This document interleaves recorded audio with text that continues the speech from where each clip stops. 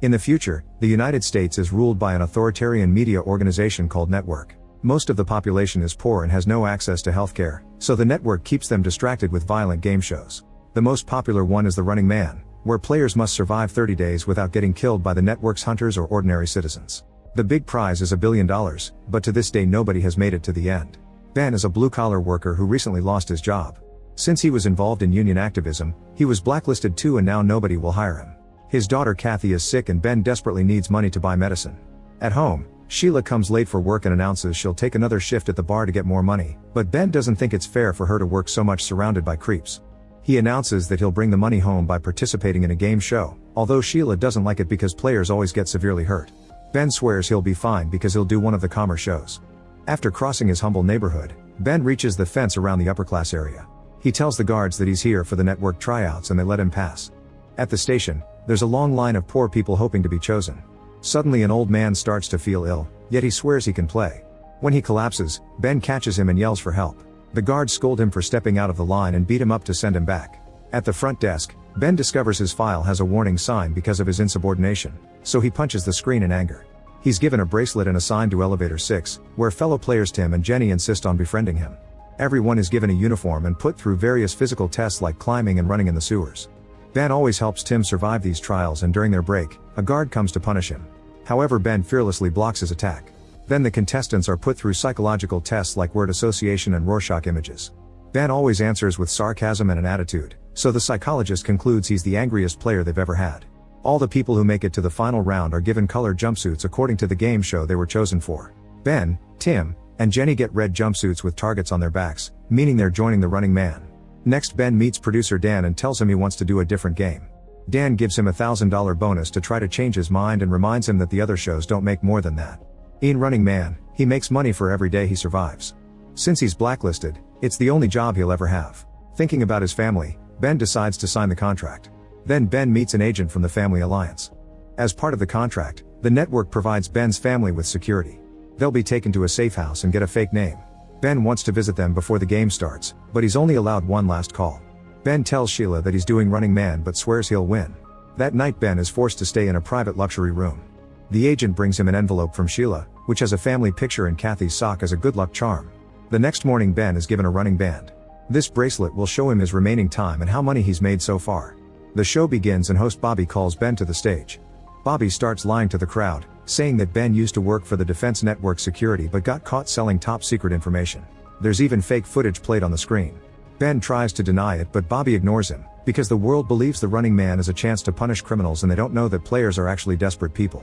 Civilians even get paid if they report players' locations to the network. When Bobby asks Ben for his last words, Ben insults him in the audience, and promises to survive to burn this building down. After all the players are introduced, Bobby goes over the rules. They're given $1,000 in advance and a 12-hour head start. The 5 hunters will go out the next morning. Players are also required to film themselves for at least 10 minutes every day. If they don't drop the tapes in the assigned boxes before midnight, they get disqualified from further winnings but they'll still be hunted. After Bobby shows the mysterious hunters to the audience, the 3 players are put in different elevators and sent to a dark room. There he finds the camera, some money, and normal clothes, so Ben changes and leaves the building. He takes a cab and the driver recognizes him, so he asks for a selfie. When Ben says no, the driver gets angry and reminds him to be nice to people or they'll report him. Ben just gets out of the car and starts running. Eventually he makes it to an abandoned building where he meets his old friend Molly, who manufactures things for the black market. Ben says he wants 2 ID cards and a gun but Molly is angry at him because he put him in danger by coming here during the game. After a short argument and hearing about Kathy, he agrees to help with the IDs. Ben is given a makeover and gets fake IDs with this new look.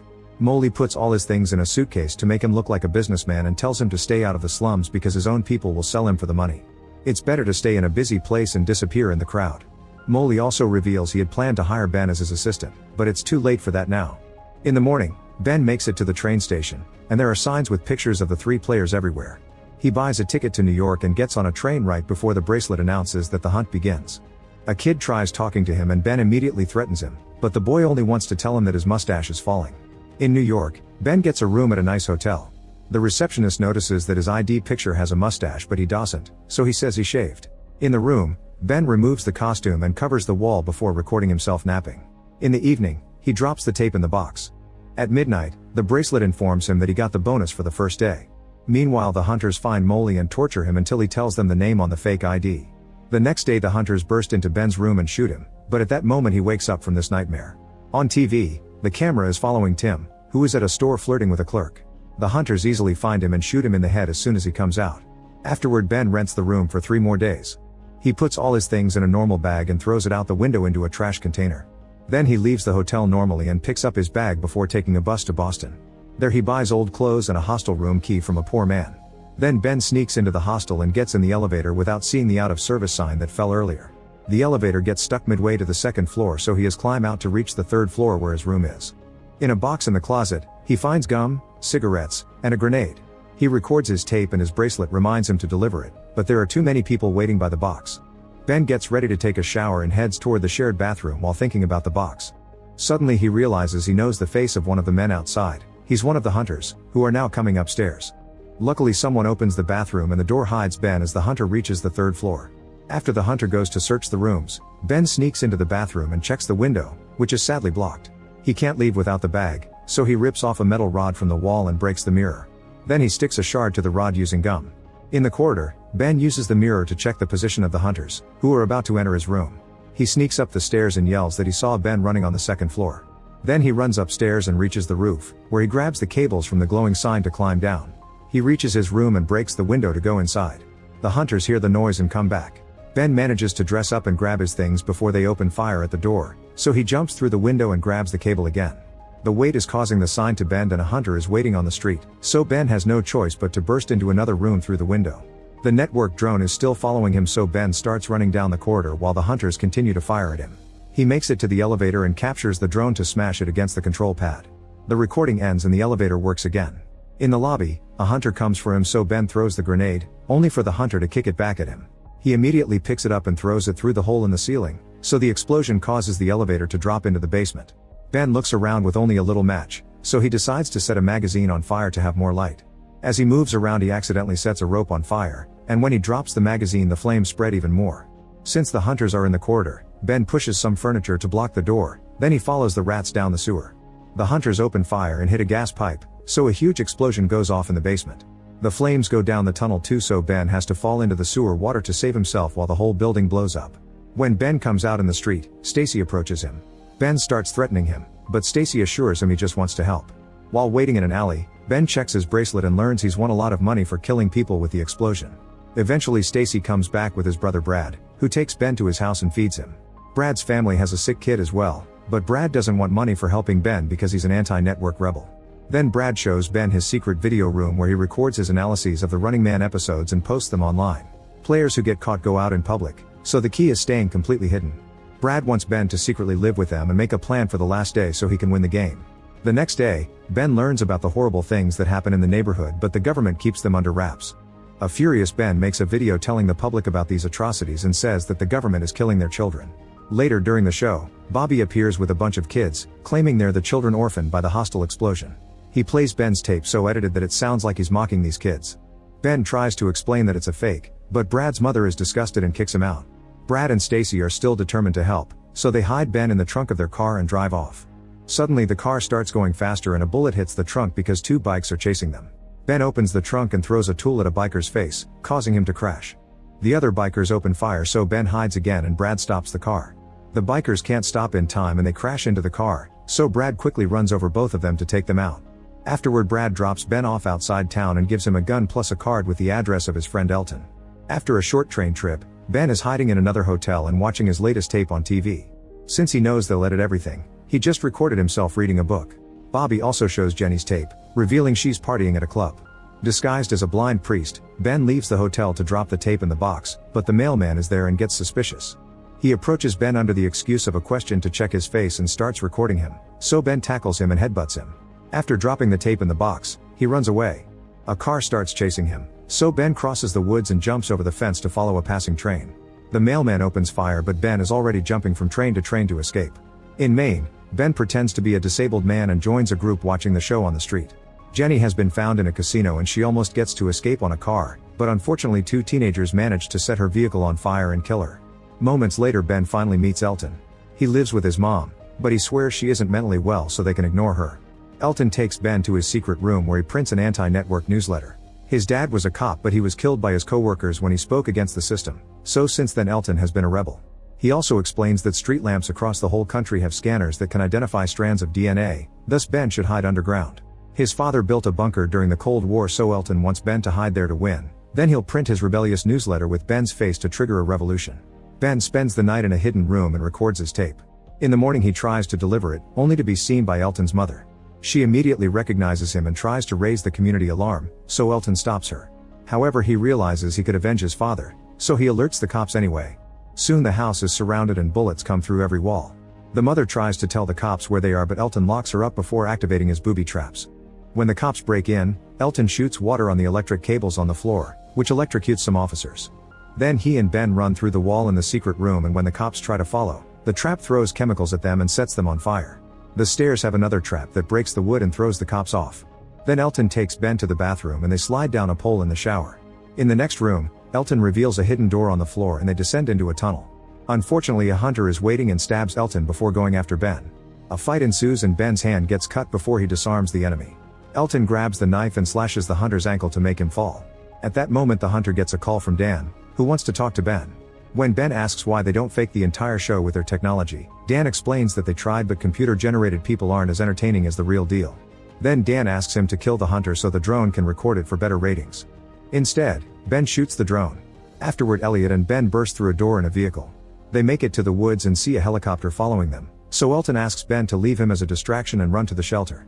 Unfortunately, the sniper in the chopper shoots Elton in the head. Two hunters now surround him, but they can't shoot because they were ordered to catch him alive so he can be executed on live TV. The vehicle is full of explosives, so Ben drives through the bridge and jumps out right before the car crashes into one of the hunters, causing a huge explosion. Ben falls into the river while the bracelet gives him a huge bonus for killing a hunter. After sneaking through the countryside, Ben finally makes it to the bunker's location, only to discover that the government destroyed it to build a new city. He spends the night in an abandoned house and dreams about his family, which inspires him to keep playing. When the cops reach that house, they find Ben's latest tape and a message that says you mail it. In the middle of the road, Ben breaks the window of the first car that passes and gets inside. He threatens Amelia to make her drive as fast as possible while the drones and the cops follow them. After dodging lots of vehicles, she makes a sudden turn and enters the opposite road, which helps them lose their pursuers for a while. During the trip, Amelia calls Ben all kinds of insults. Ben shows him a picture of his family and tells her the truth about the players and the faked videos. Suddenly the car AI is hacked and the vehicle is forced to stop. Two rednecks try to capture them, but a drone opens fire to kill them and make their truck explode, which means Dan wants to keep Ben alive for more rantings. A fake video on TV shows Amelia yelling for help, so she finally understands Ben's story. The duo continues to drive ahead and encounters lots of people supporting them by the road. Eventually they find the road blocked by the hunter leader. Since various drones are recording, Ben pretends he has explosives that he'll use to kill all the civilians on national TV. He asks for a plane and 2 parachutes and the hunter gets orders to take the deal. Ben tells Amelia she can leave now, but she refuses because she's seen the truth and wants to help. Minutes later at the airport, Ben asks the hunter leader to take off his mask and he tries to say no, but Dan orders him to do it and the camera records Evan's face. Ben can tell that the pilots are hunters too and asks them to take him to Canada or he'll blow up the plane. During the flight, Evan gets impatient and Ben insults him, so an argument ensues. When they're about to get violent, Amelia acts terrified about the bomb to stop them. Suddenly Dan appears on a screen and explains his team has scanned the plane, so they know there are no explosives. Evan gets ready to shoot Ben, however the pilots point their guns at him and Dan scolds him since he wants to have this death on the show. Afterward Dan has a private conversation with Ben to offer him a deal. If he kills Evan and the pilots, Ben can become the new hunter and be paid millions every year. Ben says no, so Dan shows him a clip of the hunters killing Sheila and Kathy. Ben screams in grief and destroys the screen in fury. A confused Amelia turns on her screen and sees Bobby playing the clip of the death of Ben's family, saying that the hunters broke the rules. Now all the audience is on Ben's side. A pilot realizes it's a trap and gets his gun ready, but Ben shoots him first and uses him as a shield since the other hunters are shooting too. A fight ensues and the controls are accidentally pressed, so the plane starts going down. After lots of struggle, Ben manages to retrieve his gun and shoots the hunters in the head. The drone then activates the remote pilot and the plane flies normally again. Afterward Ben searches for Evan, who is hiding in a hatch and takes Ben by surprise. Another fight begins and Ben manages to smash Evan's head on the mirror. Evan grabs a shard and uses it to slash Ben's stomach while revealing that he used to be a player too. He survived 29 days, so the network offered him to become a hunter to stop him from winning. Evan explains the network will torture his family if necessary, implying that the footage was fake. When Evan is about to shoot Ben, the plane's controls make a sudden turn to make him miss. The bullet hits a window and the plane starts to fall. Evan tries to kill Ben again, but Ben realizes he stole a parachute and pulls the handle. The parachute gets stuck in the broken window and Ben uses the chance to kill Evan with a knife. Then Ben gives Amelia a bag with Elliot's Rebel newsletter and opens the door for her to jump. The drone follows her so she insults it and releases the newsletter so they fly with the wind. On TV, Dan announces that Ben is the new hunter. Ben talks to the camera and explains the situation with his daughter. He tells the audience that the network manipulates society, so the real answer is to stop watching and go after the people in charge. His speech is interrupted when the network cuts the signal and Dan immediately edits it to make him look like a madman. The audience watches as the plane comes closer to the station only to blow up in the sky. Sometime later Brad analyzes the episode and points out that there are too many inconsistencies to believe that the story they saw is true. People get angry and retrieve the plane's black box, so the real footage leaks online. Thanks to Ben's speech and Elliot's newsletters, society finally supports the revolution and now they're going after the network. Brad has also discovered that the plane's auto-eject seat is missing, so Ben may still be alive. In the supermarket, Sheila and a healthy Kathy are getting groceries thanks to the money Ben made. When they come out, they're shocked to find Ben waiting for them. At the TV station, Bobby is terrified of the angry crowd and quits. Dan goes to the stage and people start throwing bombs at him. The rebels take over the building, causing destruction everywhere. Dan tries to run away, but he trips on a cable and falls. Ben emerges from the flames to shoot him in the head. Like, comment, share, and subscribe. Thanks for watching. See you on my next video.